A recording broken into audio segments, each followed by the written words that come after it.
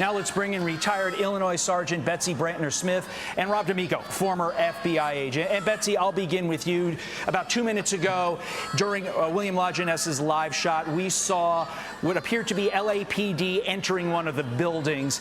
Take us inside the mindset of law enforcement right now, specifically this notion of quote-unquote retreat. That seems like a passive word. It's not a positive word. But again, far be it from me to comment on police tactics not being in law enforcement. What do you think is happening with the LAPD, with the CHP right now?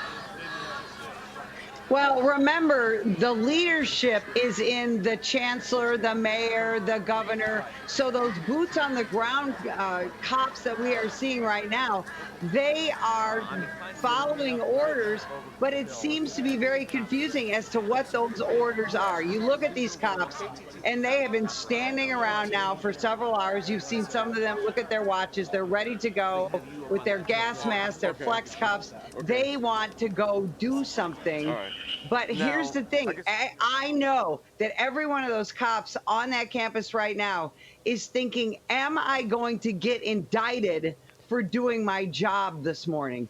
What is going to happen when I finally do take action? You've got various skirmish lines like Bill talked about. You've got arrest teams. You've got perimeter teams. This is a huge operation. It's a very dangerous operation. Everything everyone is seeing on the screen right now is a weapon. They have those posts, the hammers, the wood, all of that, all of those things they should not have been allowed to have. This is a situation that was allowed to get out of control. And now law enforcement, who the protesters want to abolish, has to come in and clean it up. This is a leadership fail beyond law enforcement. And I think you make such an important point, Betsy.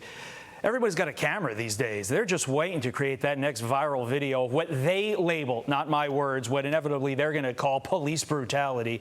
It is not police brutality. They are following their orders, and they are trying to protect these people from themselves. Rob, former FBI agent as you are, what is the Bureau doing right now, if anything, in response to these protests? Because we mentioned LAPD, that's local, CHP, California Highway Patrol, that's state. What, if anything, are the feds being led by the FBI doing right now?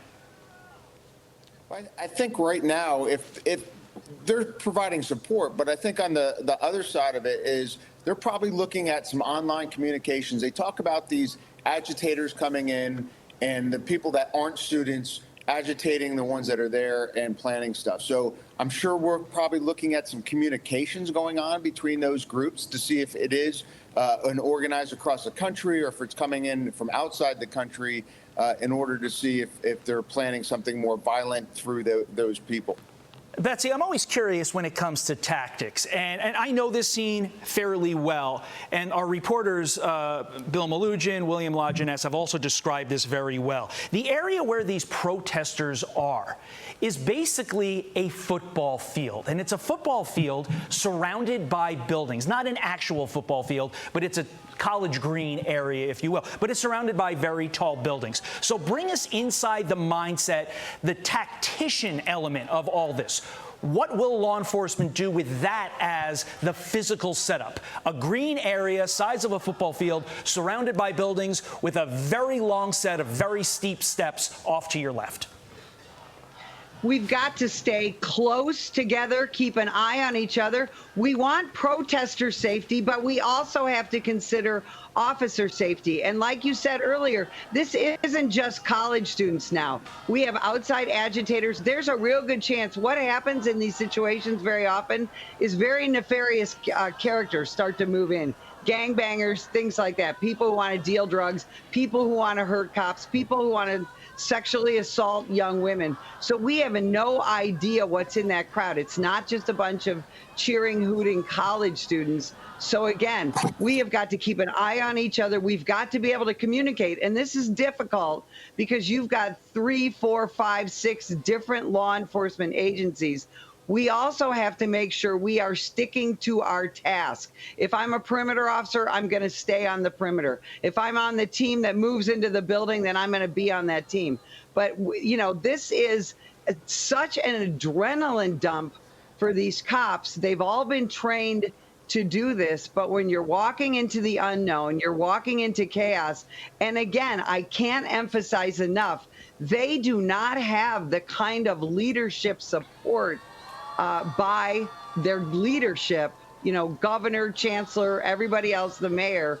And so they've also got to think, I have got to act so flawlessly here because it is going to be on tape. And no matter what I do, it's going to be used to further incite the situation. Rob, you just heard Betsy mention these unseemly characters that could be infiltrating.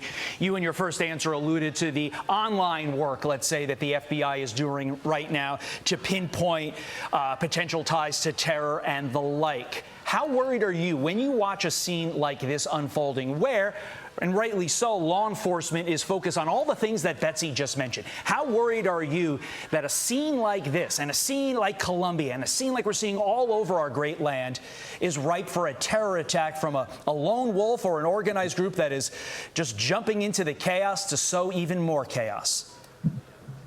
I think that's their main goal. I mean, they've been doing this across the nation for the information war.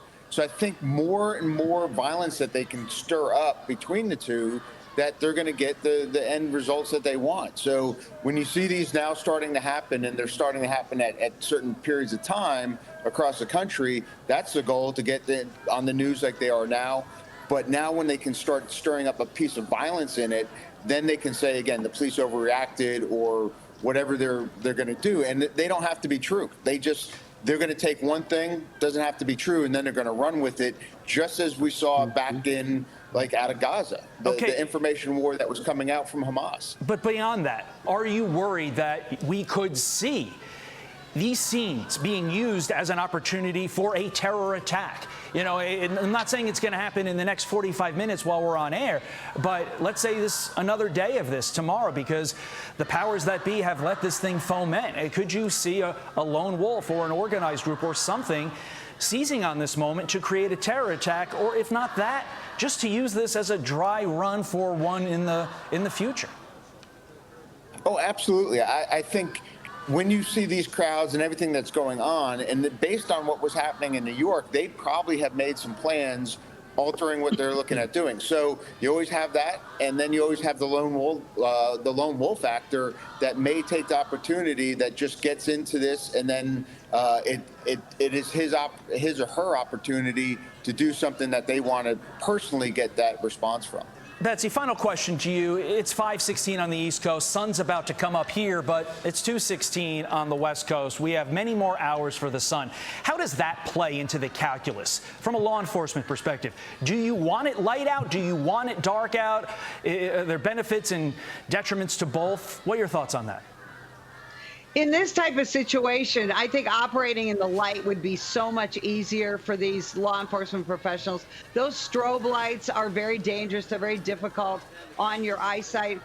Were I the police leader in charge of this, I might button up that perimeter with all that personnel I have, and then maybe look at, you want to cut off the Wi-Fi, maybe cut off the water, cut off the power, stop allowing them to enter and exit, and then just wait them out and ultimately starve them out. That might be a better tactic, to wait until the light of day. But let's not forget, every one of these police departments that are there right now, they are short-staffed already, thanks to the defund the police movement, and they are taking police resources away from the rest of the city and the rest of the county to deal with this nonsense that was self-created by the university. And that's taxpayer dollars paying for that. Another, let's call it what it is, misuse of taxpayer dollars. Not that you don't need these cops on campus, you do, but just think, you could have avoided this if there was some real leadership somewhere in the state of California. Betsy and Rob, thank you for your time. I'm Steve Ducey. I'm Brian Kilmeade. And I'm Ainsley Earhart. And click here to subscribe to the Fox News YouTube page to catch our hottest interviews and most compelling analysis.